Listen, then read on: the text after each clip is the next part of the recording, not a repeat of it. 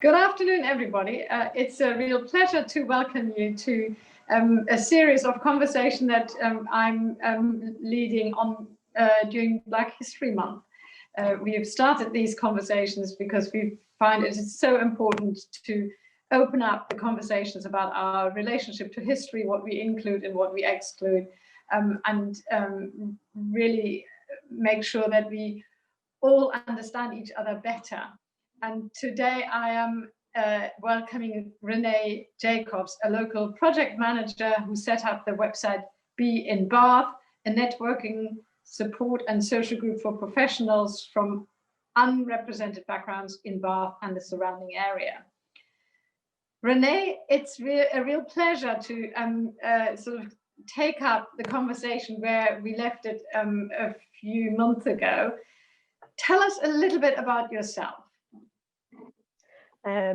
So I am, my day job, I suppose, is I'm a project manager at a software company in Bath. I am also a wife and a mother, so I have a 2-year-old daughter as well. In my spare time, I run Be in Bath, which, as you mentioned, is a network for people from underrepresented backgrounds in Bath and the surrounding area, with a focus on supporting in the workplace, supporting education and career development. And really, what motivated you in the first place? What was your experience as a professional in the workplace? I think for me, I started Be in Bath earlier this year, but it's something I've been thinking about for a really long time. I noticed as I was kind of developing my career that a lot of the opportunities that people get come from their network. So sure, you might see jobs and apply for them, but also people might recommend you for a job. If you want work experience, maybe a family member would organise that for you with one of their friends or something like that. And that means that there are types of industries where for some people, it's more difficult to get those recommendations. If you don't know anybody, if nobody in your family works in banking and that's what you want to do, how would you go about getting that opportunity? So I was really keen to create a network where we could, between us, through all of our networks, we could get those opportunities to the people that want them, that maybe wouldn't be able to access them otherwise.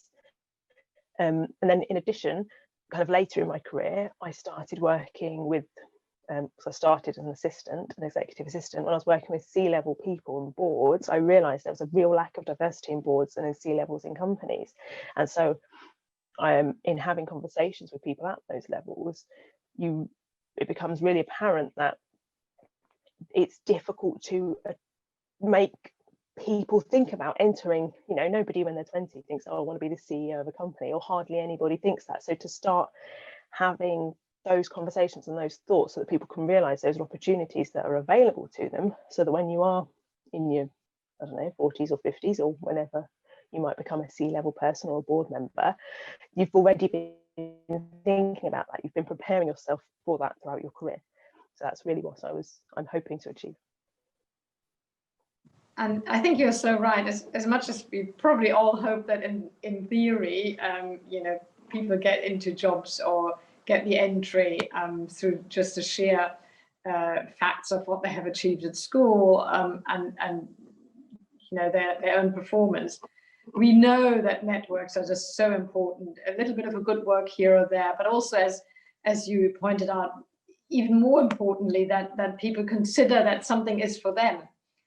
And to break the barriers down of what you think you can actually do, and instill in everybody, that really the sky is your ceiling. And I therefore think these are excellent initiatives, and we probably need a lot more of them. Which leads me to the question: what can we who want to support you? What can we do? What more can we do?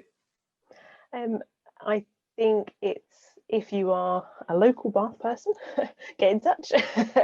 I'll be happy to talk to you about how you might be able to get involved. So I am soon going to be able to offer mentoring. So if you wanted to mentor somebody, or if you would like mentoring yourself, get in touch.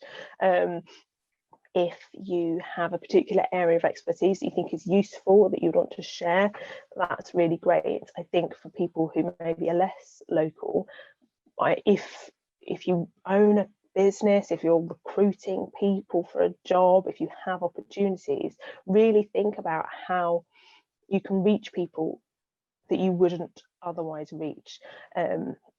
There's loads of research that goes into even like our social networks, literally on social media, and we all are becoming aware of it. You kind of only see people who are like you on your social media. Try to break out of that. Try to, if you have a network like mine, I try to follow different types of pages so that I can see different people than who I would naturally, I've obviously got people that I would naturally gravitate to one way or another, so I can really expand that.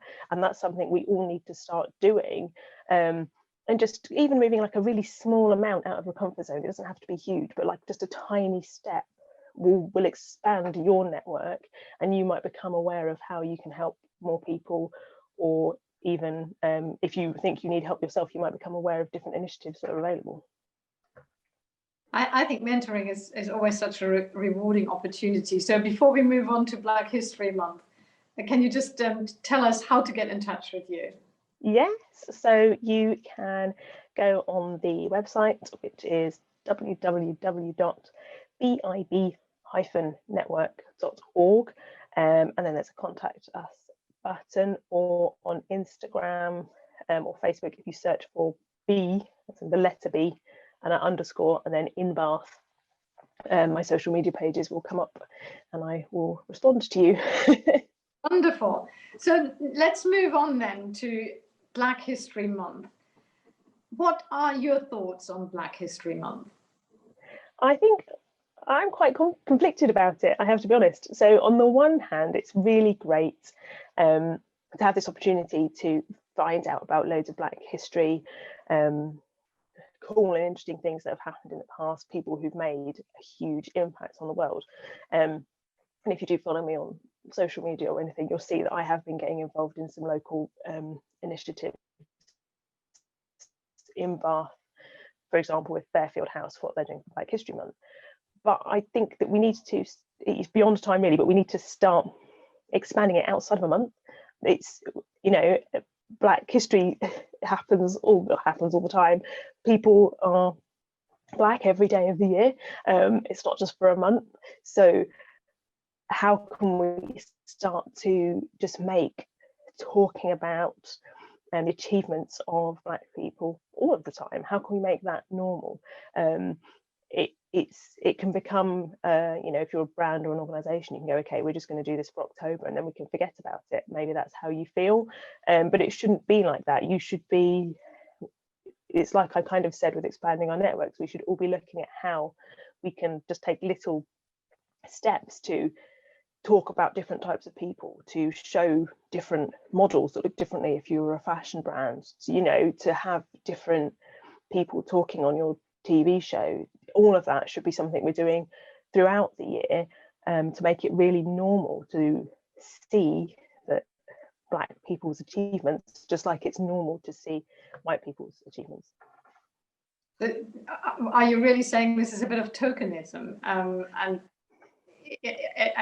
do you not see that at least it could be a first step, or are you thinking that really we've been doing this for some years now and we haven't really moved on? So again, what more can we do to make it more meaningful?